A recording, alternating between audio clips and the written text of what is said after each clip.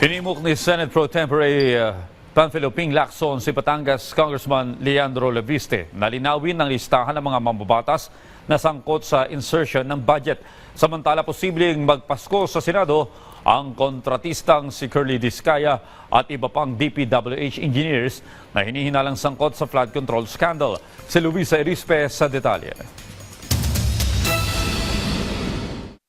Pinalilinaw ni Senate President Pro Tempore Panfilo Lacson kay Congressman Leandro Leviste ang listahan na umano'y iniwan ni dating DPWH Yusek Maria Catalina Cabral.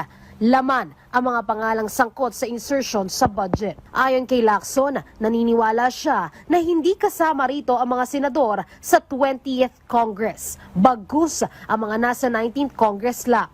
Dahil kung ang 120 billion insertions na tinutukoy ni Leviste ay sa 2025 budget, inaprubahan umano ito noong nakaraang kongreso pa at hindi kasama ang mga bagong saltang senador noong 2025 midterm elections. Nilinaw din ni Lacson, siya mismo imposibleng makasama ang pangalan sa listahan dahil kahit pa noong mga nagdaang kongreso, hindi siya nakisali sa anumang allocables o pork barrel. Naniniwala din si Lacson may tamang panahon at oras para ilabas ang listahan ng mga pangalan. Maaaring hindi pa ngayon dahil nagluluksa pa ang pamilya ni Cabral sa kanyang pagkamatay. Pero pinuri niya pa rin si Leviste sa pagsisikap nito na ma-secure ang mga dokumento na posibleng iniwan ni Cabral.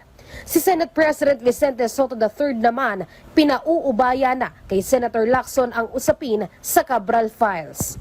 May mga natagot na siya galing sa quarters ni Yusek Cabral. So, siya ang tanongin niya dyan. Nauna na rin sinabi ni Soto na para sa kanya, kung totoong may listahan, dapat ingatan ito na hindi magkaroon ng dagdag bawas sa mga pangalan.